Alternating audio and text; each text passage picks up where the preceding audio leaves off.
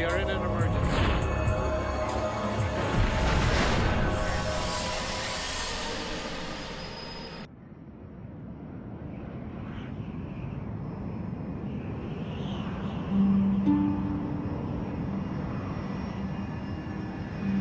Nous sommes le 29 décembre 1972. Ce soir-là, c'est un TriStar L1011 qui assure le vol Eastern 401 New York-Miami. Le TriStar de chez Lockheed était un merveilleux oiseau. C'était vraiment un bel avion. Il était puissant et bourré d'innovation. La cabine de ce gros porteur est spacieuse et silencieuse, et le service en classe affaires est luxueux. Le commandant de bord, Bob Loft, travaille pour Eastern Airlines depuis plus de 30 ans. À ses côtés, Albert Stockstill, le copilote, et Donald Repos, le mécanicien navigant. L'avion a décollé de l'aéroport Kennedy à New York il y a presque 3 heures. Et il entame maintenant sa descente sur Miami. Mesdames, Messieurs, bienvenue à Miami. La température extérieure est d'environ 20 degrés et la nuit est claire. Allez, on sort le train.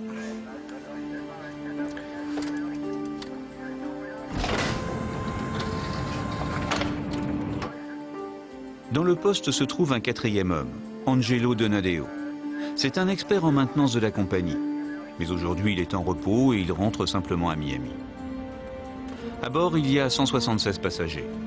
La plupart vont en Floride pour fêter le Nouvel An. Ron et Lily Infantino, eux, se sont mariés il y a 20 jours et viennent de passer Noël en famille. Le signal attachez vos ceintures venait de s'allumer. Nous allions atterrir. Et à travers le hublot, je pouvais distinguer les lumières de l'aéroport. Il est près de minuit quand le TriStar entame son approche finale sur Miami. C'est le copilote qui est aux commandes, tandis que le mécanicien navigant déroule la checklist. Radar. Relevé et éteint. Circuit hydraulique vérifié. 3500, 3300. Train sorti. À la sortie du train, le commandant remarque tout de suite un problème. T'as baissé la poignée à fond. Train avant non sorti. Le voyant du milieu, qui indique le verrouillage du train avant, ne s'est pas allumé. Bon, on va le remonter. Le train avant peut ne pas être totalement sorti.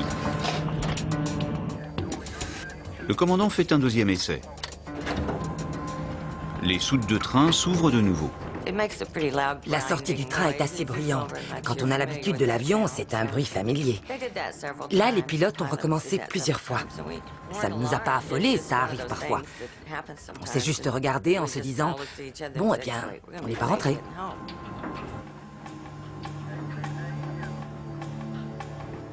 Mais le voyant du milieu refuse toujours de s'allumer.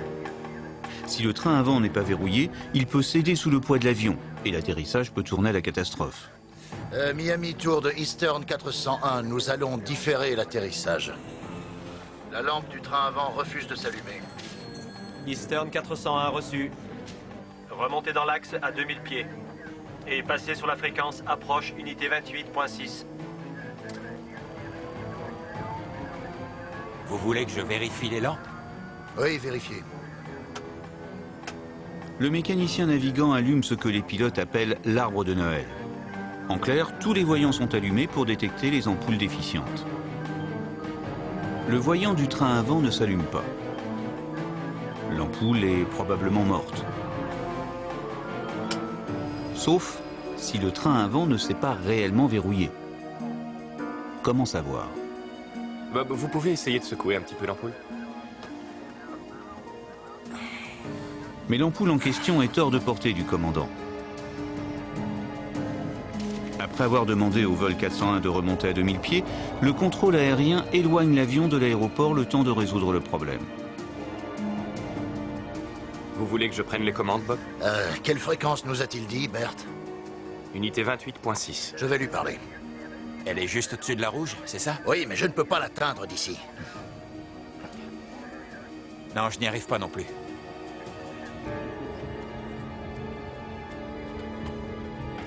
Ce soir-là, c'est une nuit sans lune. Et en s'éloignant de Miami, le TriStar replonge dans l'obscurité. Soudain, tout est redevenu très sombre. Cela signifiait que nous repartions vers l'est, vers les Everglades. Le copilote est toujours aux commandes, mais le commandant a besoin de son aide pour essayer de régler cette histoire de lampe. Enclenchez le pilote automatique. Très bien. Le TriStar est équipé d'un pilote automatique extrêmement moderne pour l'époque. Il est même capable de poser l'avion tout seul. Pour l'instant, le copilote le programme pour maintenir l'appareil à 2000 pieds d'altitude. Maintenant, essayez de sortir l'ampoule.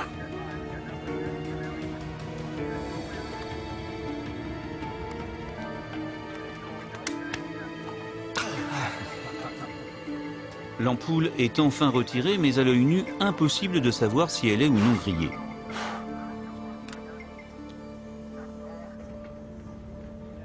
Richard Pragulski est ingénieur aéronautique.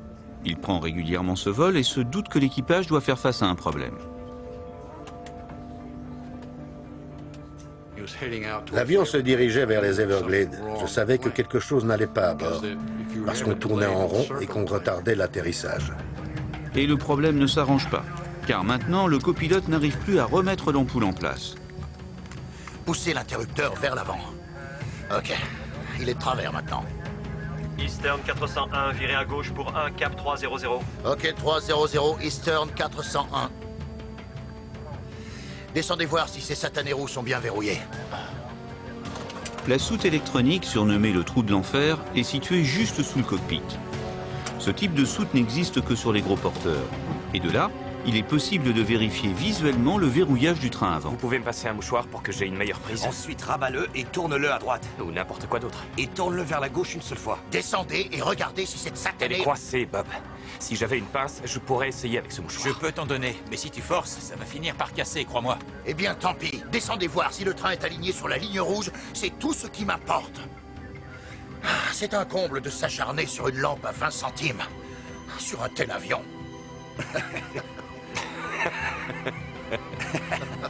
Alors que l'équipage est toujours concentré sur le verrouillage du train avant, Richard Pragulski a une impression étrange. J'avais une tour à ma droite, à une certaine distance. Et on aurait dit que nous étions sur une trajectoire de descente. C'était très curieux. Le passager a noté quelque chose dont l'équipage ne s'est pas aperçu. L'avion est en descente et se rapproche dangereusement du sol. J'ai trouvé bizarre qu'il n'y ait pas eu d'annonce. Mais après tout, l'avion était encore haut. Et je me suis dit qu'il ferait peut-être l'annonce après l'atterrissage. Je n'étais pas très inquiet. Vous l'avez mis à l'envers? On dirait qu'il est carré. Le trou est-il aligné? Je ne sais pas ce qui retient ce fichu truc. Sans lui, on aurait pu être à l'heure. Mais sans lampe verte, pas de certitude que le train avant soit réellement verrouillé. Il faut donc attendre la confirmation visuelle du mécanicien navigant descendu dans la soute informatique sous le poste de pilotage. De là, en théorie, il doit pouvoir vérifier si le train est bel et bien sorti et verrouillé. Zut. Je ne vois rien du tout là-dessous. Hein? Je ne vois rien. Il n'est pas verrouillé? Je n'en sais rien. Il fait trop noir. Je n'y vois rien, même avec ma lampe. Et le phare d'atterrissage? Pardon? Oui, le phare d'atterrissage.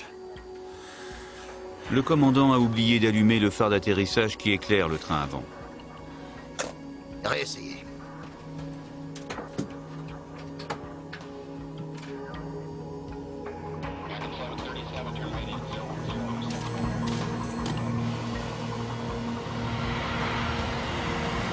À la tour de l'aéroport international de Miami, le contrôleur Charlie Johnson vient tout juste de régler une situation d'urgence avec un autre avion. Les pompiers étaient là, mais ils n'ont pas eu à intervenir. Revenant à son écran, il s'aperçoit que le vol Eastern 401 est passé de 2000 à 900 pieds d'altitude. Il ne s'inquiète pas outre mesure, car il est fréquent que l'information fournie par le radar soit faussée sur plusieurs balayages successifs. Eastern 401, comment ça se passe pour vous là-haut? Ça va, nous aimerions faire demi-tour et revenir. Le commandant pense que d'ici quelques instants, le mécanicien va enfin lui confirmer que le train avant est bien verrouillé. Eastern 401, virez à gauche. Cap 180.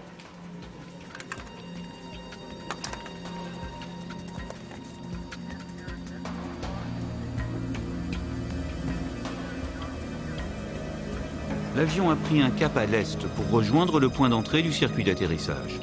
Et il va lui falloir plusieurs minutes pour de nouveau s'aligner dans l'axe de la piste.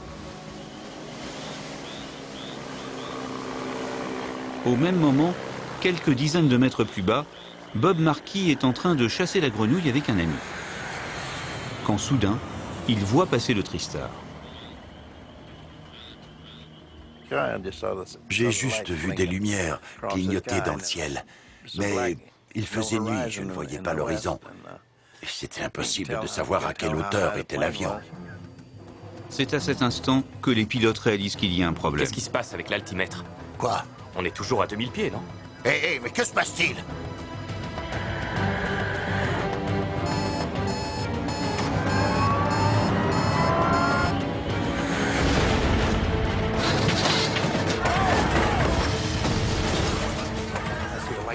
Les lumières de la cabine ont commencé à clignoter. Puis j'ai entendu un bruit. J'ai été comme fouetté, c'était une sensation violente. Et puis d'un seul coup, ce fut l'enfer.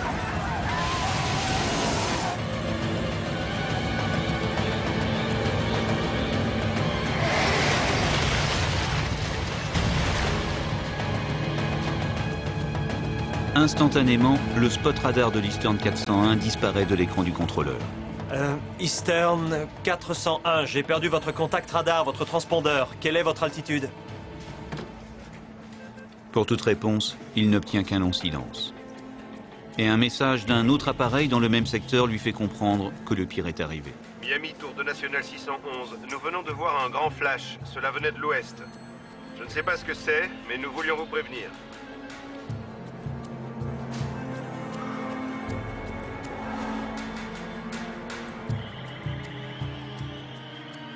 Dans le marais des Everglades, les survivants du crash sont en plein cauchemar.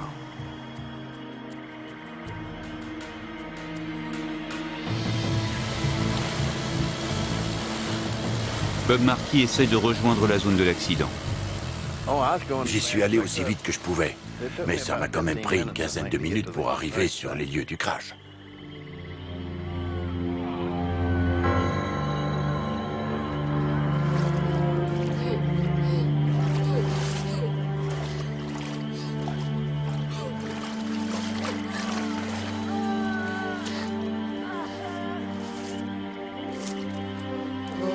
Miraculeusement, Richard Pragulski est vivant.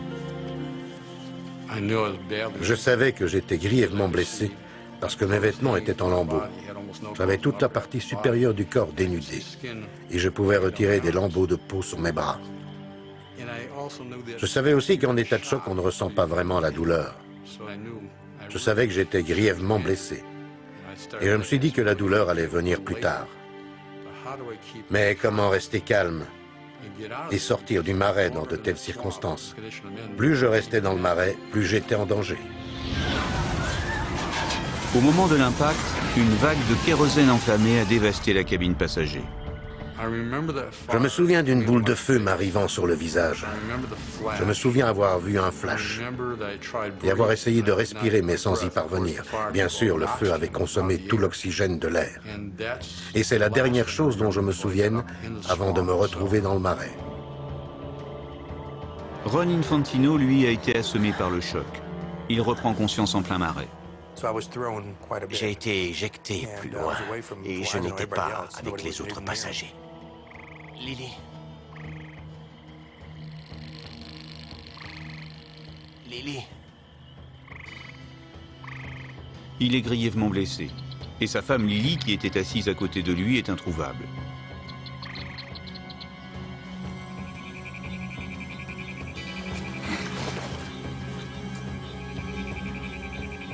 L'eau des marais a éteint l'incendie. Mais une vingtaine de tonnes de kérosène s'est répandue dans la nature. Et les survivants ont l'angoisse de voir le feu repartir. Que personne ne craque d'allumettes! On nage dans le kérosène! Ça aurait vraiment été dommage de survivre à un tel crash et que quelqu'un allume bêtement une allumette et qu'on explose tous.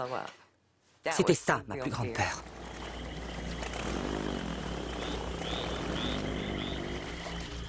Enfin, Bob Marquis arrive sur place. Il se précipite dans le marais pour aider les survivants. Il patauge dans une véritable mare de kérosène. Ça m'a brûlé les jambes. J'ai dû me soigner pendant environ une semaine. Rapidement, Bob Marquis repère un survivant grièvement blessé et toujours attaché à son siège. À moitié immergé, l'homme est sur le point de se noyer. Sa tête tombait dans l'eau. Je suis arrivé et il m'a dit « Aidez-moi, je n'arrive plus à tenir ma tête. » Et sa tête est retombée dans l'eau.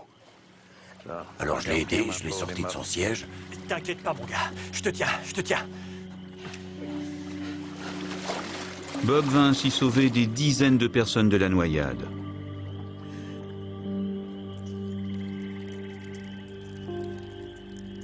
Malheureusement, Ron Infantino, lui, est isolé des autres survivants et depuis quelques minutes, il a une nouvelle raison de craindre pour sa vie.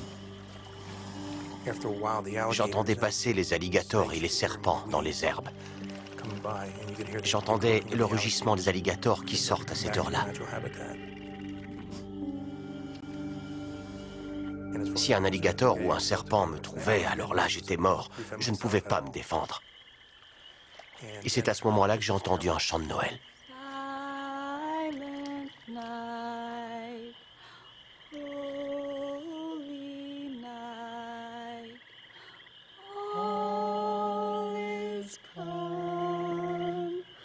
C'est Trudy Smith qui, pour réconforter les survivants, s'est mise à chanter un cantique de Noël.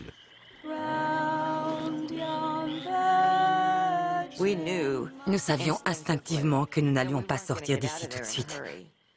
Parce que personne ne savait où nous étions. Au beau milieu d'un marais, à minuit, que pouvait-on faire d'autre?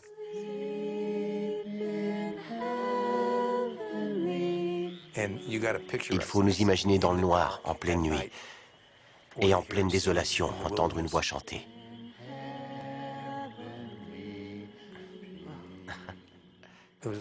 C'était comme être sur le Titanic en train de couler. C'était incroyable.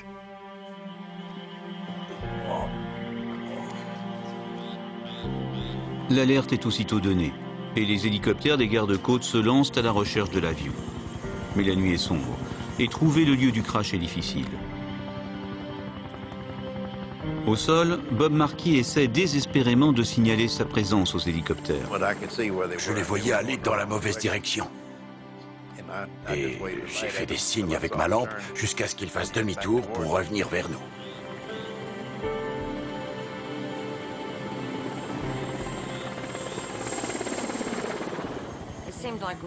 On avait l'impression d'être dans le marais depuis des heures quand nous avons entendu un hélicoptère. C'était rassurant. Quelqu'un savait enfin où nous étions.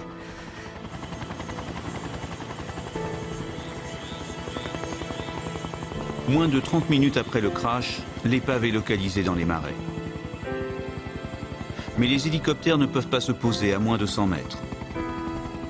Aussitôt, Bob prend son aéroglisseur pour faire la navette et permettre aux sauveteurs de rejoindre les survivants. Son premier passager s'appelle Don Schneck. Je suis monté sur son hydroglisseur et il m'a demandé où étaient les autres sauveteurs et je lui ai dit « Il n'y a que moi, allons-y ».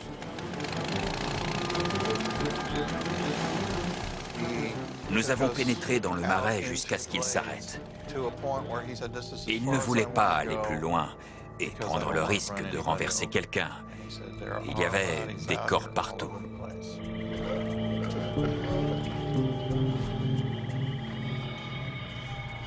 C'est donc à pied que Don Schneck part à la recherche de survivants. Je me suis approché d'un gros débris que j'avais repéré de loin quand j'ai réalisé qu'il s'agissait du nez de l'appareil. À son grand étonnement, un des pilotes, le commandant Loft, a survécu au crash.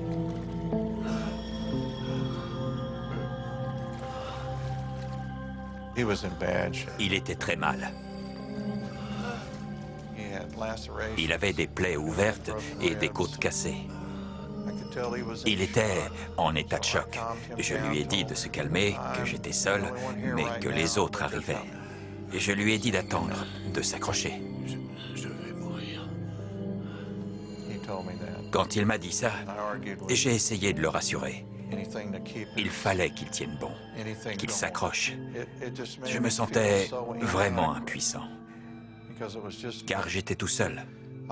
Je me suis retourné et j'ai regardé vers Miami, en pensant, mais où sont-ils tous? C'est à ce moment-là que j'ai vu des dizaines de lumières venir vers nous. Et j'ai remercié Dieu. Le copilote a été tué sur le coup. Le commandant Loft est décédé de ses blessures avant l'arrivée des secours. Angelo Donadeo, le mécanicien navigant, et Don Repos font partie des survivants avec 75 autres personnes. Au total, le crash a fait 99 morts. À l'aube, tous les blessés ont été évacués vers les hôpitaux de Miami. Ron Infantino fait partie des blessés graves, dont le pronostic vital est engagé. Un prêtre est venu me donner les derniers sacrements. Donc je me suis dit que j'avais peu d'espoir. C'était une pensée terrifiante. Bien sûr, à ce moment-là, je demandais toujours des nouvelles de Lily. Est-ce que quelqu'un l'avait vue? C'était un tel bazar là-bas cette nuit-là. Lily. Où est Lily?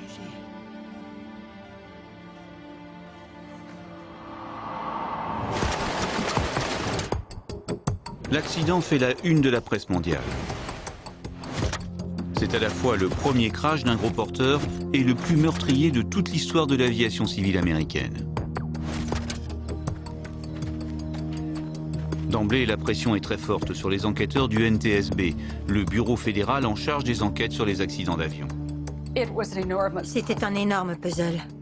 Cet avion était le plus moderne, le plus sophistiqué et le meilleur des avions de ligne. Et il semblait être en parfait état de marche. Le NTSB a tout de suite compris que l'enquête serait très longue et qu'elle impliquerait de soulever des problèmes potentiels à plusieurs niveaux. Pour les enquêteurs, les lieux mêmes du crash sont riches d'enseignements. La trace de l'impact s'étale sur plusieurs centaines de mètres, indiquant que l'avion s'est écrasé dans le marais avec le nez en l'air, comme s'il allait atterrir. Sa descente a été lente et graduelle. En étudiant les photos du tableau de bord, les enquêteurs s'aperçoivent que le pilotage automatique était programmé sur une altitude de 2000 pieds. Que s'est-il donc passé pour que, malgré tout, l'avion s'écrase ?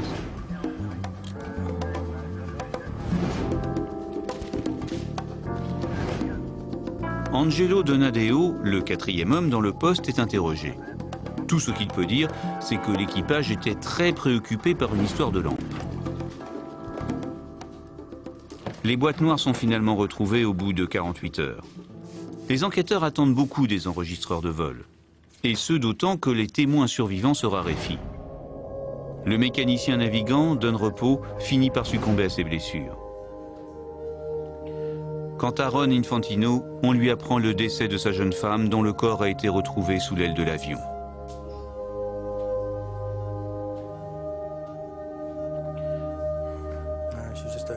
C'était une personne merveilleuse. J'avais 27 ans et elle aussi, et c'était mon premier amour.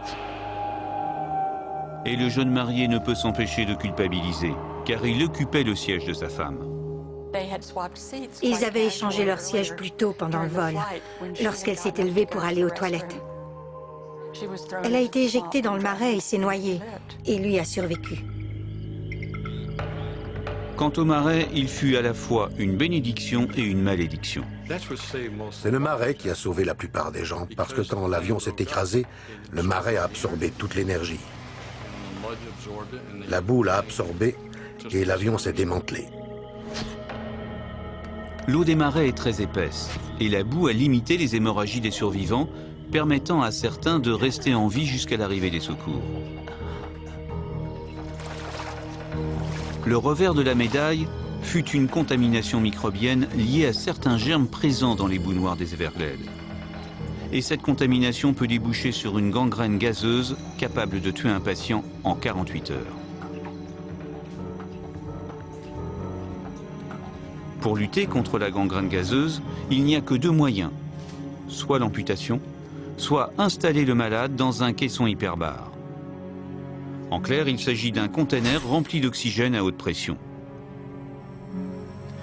La pression force l'oxygène à pénétrer dans les plaies et arrête alors la propagation des bactéries. Pour les survivants, un nouveau problème surgit. 8 d'entre eux sont atteints de gangrène gazeuse. Il faut donc trouver 8 caissons hyperbares si on veut éviter les amputations. Ron Infantino est dans ce cas. Son bras est très infecté.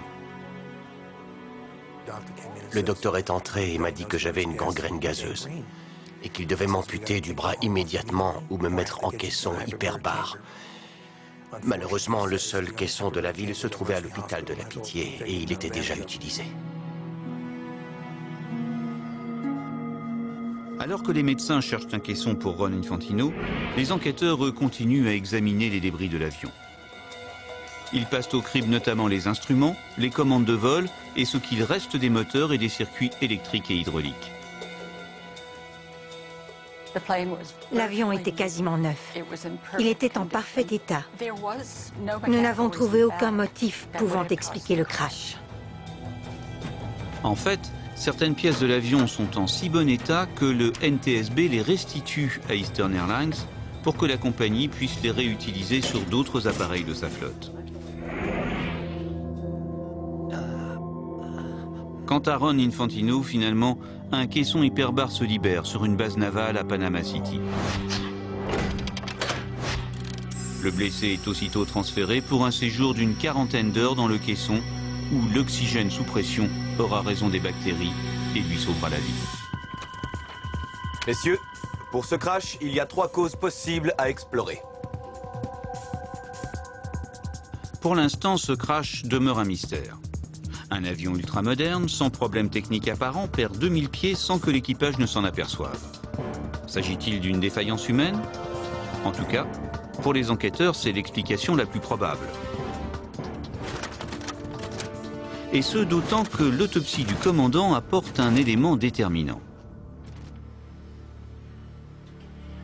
Bob Loft était en fait atteint d'une tumeur au cerveau qui n'avait jamais été décelée. Or, cette tumeur appuyait sur la zone cervicale responsable de la vision. En étudiant son dossier médical, les enquêteurs découvrent que durant les 2 dernières années, la vision de l'œil gauche du pilote s'est rapidement détériorée. Et d'après les médecins, sa vision périphérique pouvait être réduite. Or, alors que le commandant Loft était concentré sur la lampe défectueuse, il n'a manifestement pas vu l'aiguille de l'altimètre glisser lentement vers le zéro.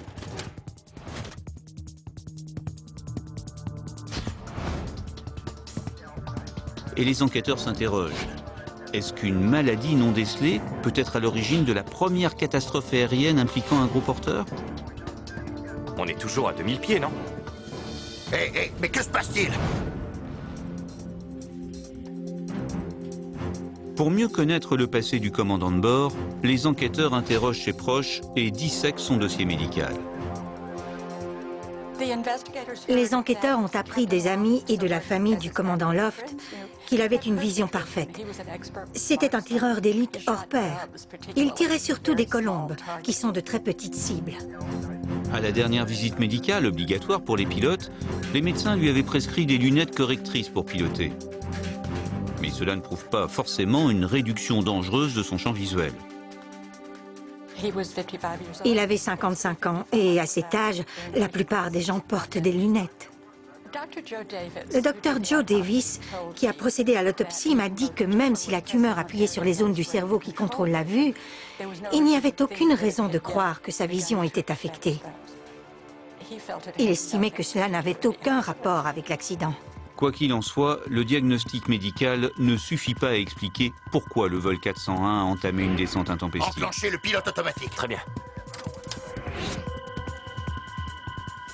Et s'il s'agissait d'une défaillance du pilotage automatique, qui était censé maintenir l'avion à 2000 pieds? Les enquêteurs ont retrouvé les ordinateurs de bord indemnes. Ils décident de remonter l'unité de pilote automatique sur un autre TriStar, et 11 jours plus tard, ils refont le vol dans les mêmes conditions.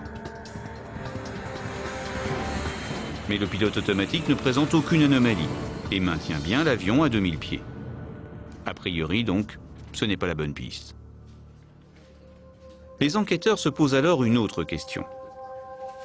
Pourquoi le contrôle aérien n'a pas détecté la descente de l'avion?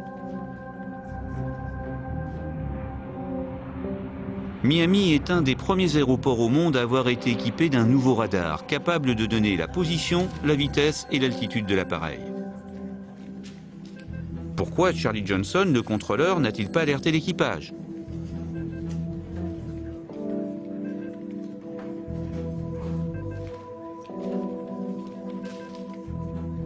Les enquêteurs écoutent les enregistrements des échanges radio de Johnson ce soir-là.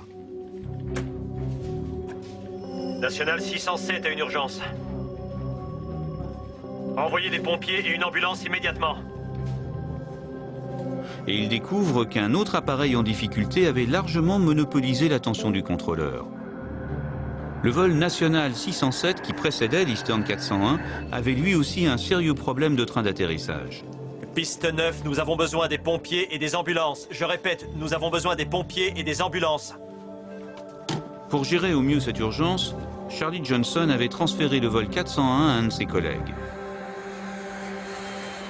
Mais alors que le National 607 était en plein atterrissage d'urgence, le collègue en question avait rebasculé le vol 401 vers Johnson. Je te repasse l'Eastern 401. Il a toujours son problème de train avant.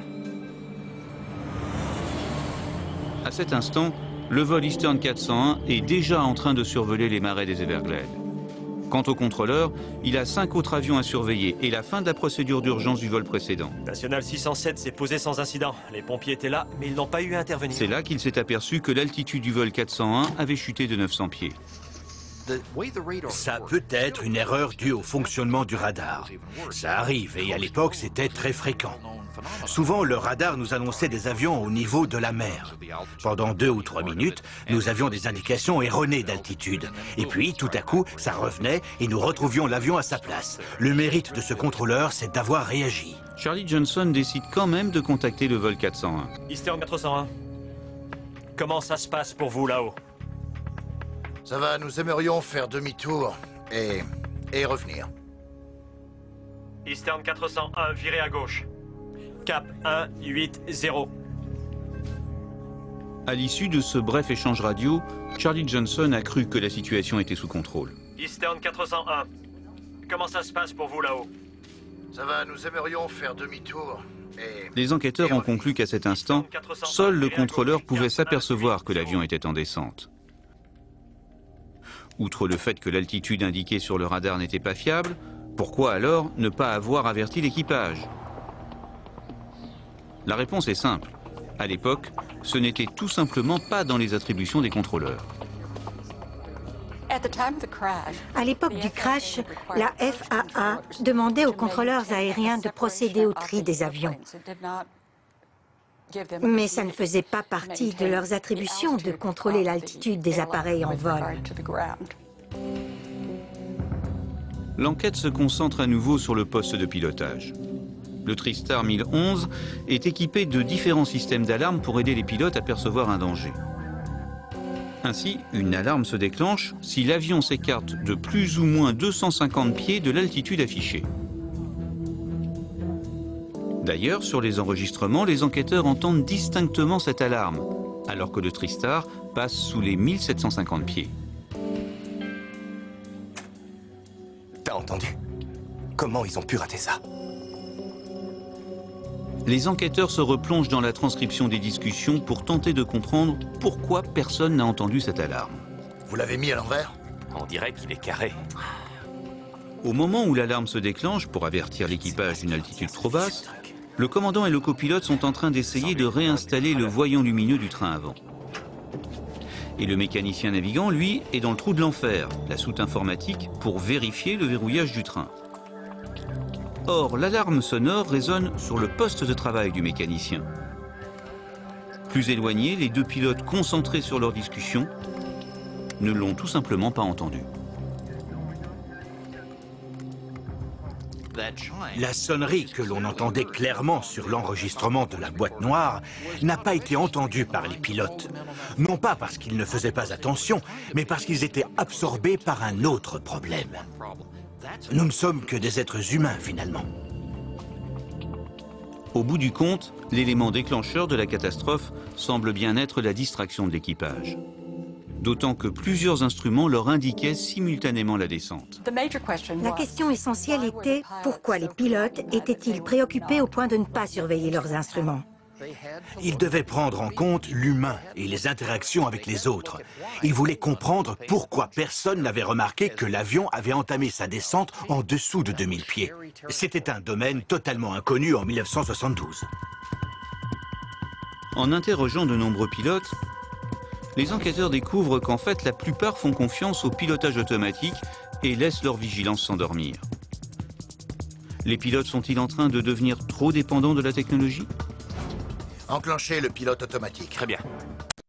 L'équipage avait une telle confiance dans le pilotage automatique que visiblement ils n'ont pas surveillé leurs instruments de base, comme la vitesse et l'altitude. Maintenant, essayez de sortir l'ampoule. Une fois le pilote automatique programmé, le commandant et le copilote se sont concentrés uniquement sur cette histoire de lampe. Nous devons encore trouver pourquoi l'avion est descendu. C'est la dernière question, cruciale. Qui a décidé que l'avion allait descendre? Pas le pilotage automatique puisqu'il fonctionnait normalement et devait maintenir l'appareil à 2000 pieds. Qu'est-ce qui se passe avec l'altimètre? Quoi? Pas les pilotes non plus, qui sont persuadés d'être à 2000 pieds, comme le prouvent leurs discussions enregistrées. Toujours à 2000 pieds, non? Hé, mais que se passe-t-il? Alors, que s'est-il passé?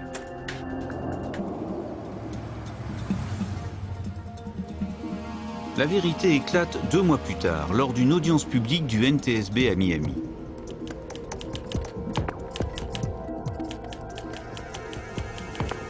Un autre pilote de TriStar, Daniel Gellert, lui aussi chez Eastern Airlines, vient témoigner de son expérience personnelle. Et elle est très intéressante. En 1972, le monde de l'aviation voyait d'un mauvais œil qu'un pilote passe outre son pilote en chef et sa compagnie pour aller raconter son expérience à la NTSB. Les compagnies étaient beaucoup plus bornées qu'elles ne le sont aujourd'hui. Daniel Gellert raconte que récemment, lors d'un vol, il a laissé tomber sa carte sur le sol. En se baissant pour la ramasser, il a touché le manche. Et aussitôt, le maintien d'altitude du pilote automatique s'est désengagé. Daniel Gellert s'en est aperçu et a pu le réengager. Mais le NTSB découvre que ce type d'incident est fréquent.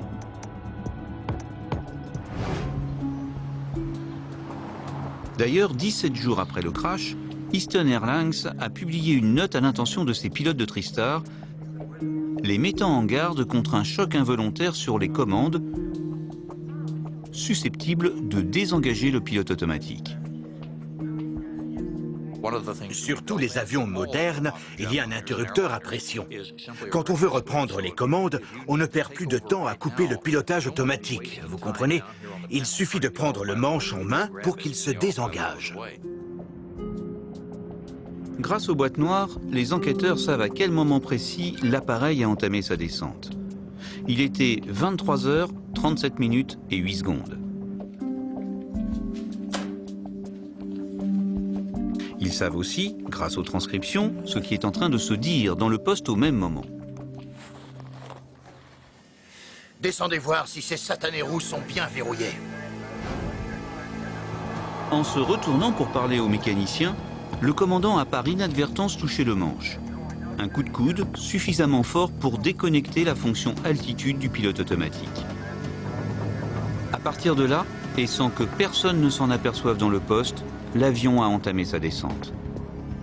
Circonstance aggravante, c'est un vol de nuit sans lune. Et il n'y a à l'extérieur aucune référence visuelle qui pourrait indiquer aux pilotes qu'ils sont en descente. Il a été prouvé qu'un seul léger coup donné sur le manche peut désengager le pilote automatique. Avant le crash, ça ne faisait pas partie de leur formation.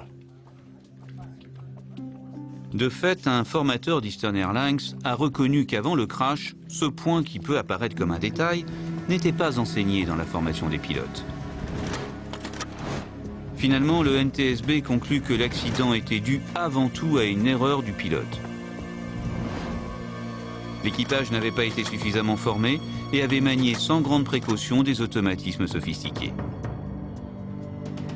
Le vol 401 a été un accident fondamental dans l'histoire de la sécurité aérienne. Il nous a fallu 10 ou 15 ans pour comprendre que la façon dont nous gérions à l'époque les choses dans le cockpit non seulement n'était pas la bonne, mais était carrément dangereuse. Le NTSB découvre également que la fameuse lampe de verrouillage du train avant, indirectement à l'origine de toute l'histoire, eh bien cette lampe était tout simplement grillée. Allez, on sort le train. En réalité, le train avant du vol 401 était bien sorti et verrouillé.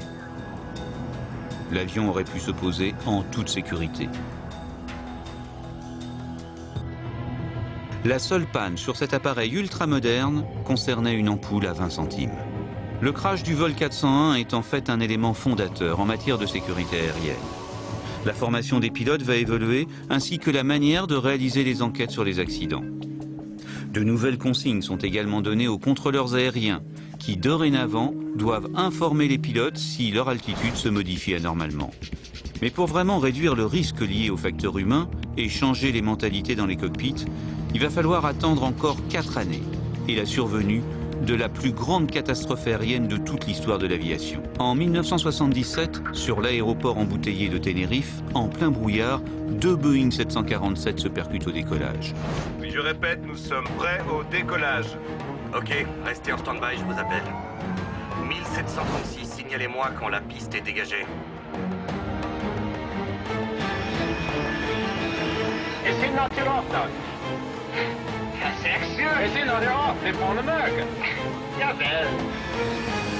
Cette catastrophe est la conséquence directe d'une très mauvaise communication entre les 3 hommes présents dans le poste de pilotage.